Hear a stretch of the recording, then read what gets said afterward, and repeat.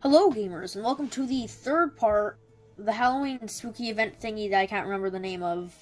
So currently at the time of uploading this, there's two other parts. There's one of me playing, I think, a Roblox Squid game, and then one of me reviewing the high-grade Gundam Death Scythe.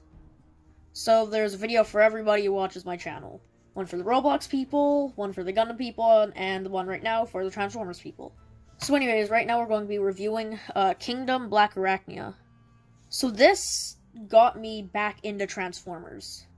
I wasn't into them for a long time, aka after the Bumblebee movie. Well, I got this, and I was like, whoa, it's really good. So it helps get me reintroduced to the series.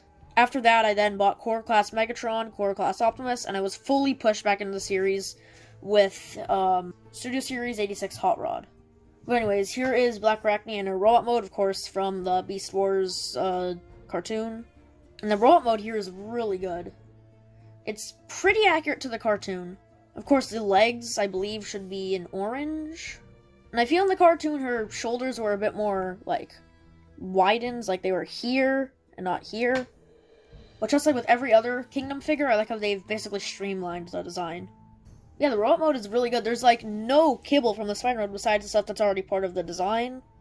Let's see, even on the back here, they were able to get the, that Black Widow symbol, and without using a fake part, that's the actual spider butt. And the proportions are also pretty good.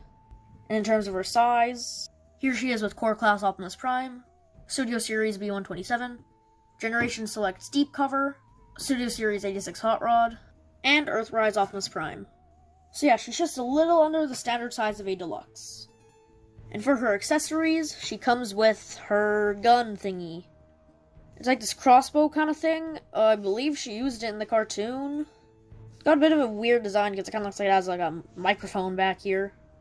Anyways, this actually fits into her hands. She has these really weird kind of clawed hands, which she did have in the show. But there's a little kind of circle indent right here where you can squeeze them into. Just like that, and it's a pretty secure hold. And, oh, there we go. I didn't have it pushed in all the way. But yeah, it looks pretty good in poses. Anyways, for her articulation, this is one of the things that helped me get back into the series. Because this articulation is actually pretty decent. So the shoulders are on a universal joint, so they can go up that high. They can spin around, and there's a bit of forwards and backwards movement because of this bit right here.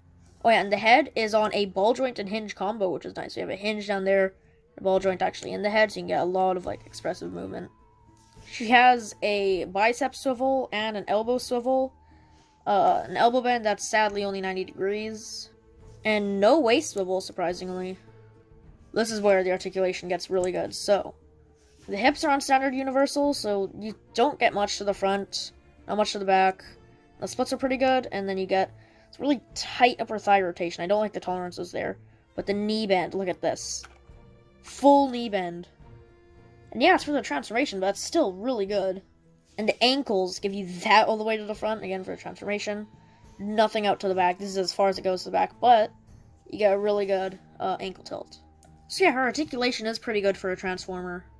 But yeah, now that we've looked at the robot mode, I think we should go on to the transformation.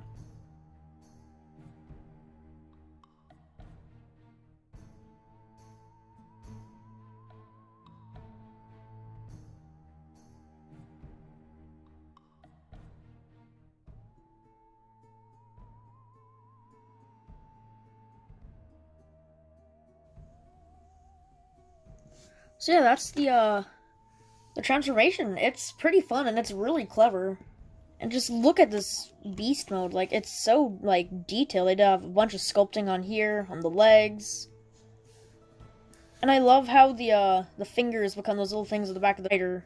The spinnerets, the things that make the webs. And the weapon storage is actually really good. It fits under here pretty nicely, and it holds the arms together, so it's a more solid beast mode. And the sculpting on the head is just really good. I do feel the head is a bit too small, like the spider head. But, oh well. It does, have to fit into the waist area, so it's understandable. The only issues I really have are the fact that it has these two big bulges here, which are the shoulders, which look a bit weird there, but it's a deluxe. And it's a big robot trying to turn into a really slender spider. So all the compromises are understandable. But there's not a lot of compromises. That's, the only issue I can really see. Sure, there's bits of orange from the robot mode here, but they're all really nicely disguised. And the Black Widow symbol on here is really nicely painted. It's got a nice matte finish to it. And like I said earlier, like, the sculpting on the legs makes them look hairy, because spiders are hairy. And because there's a beast mode, it does have a bit of articulation, so each of the legs bends on a ball joint right here, and that's really it. They can also rotate.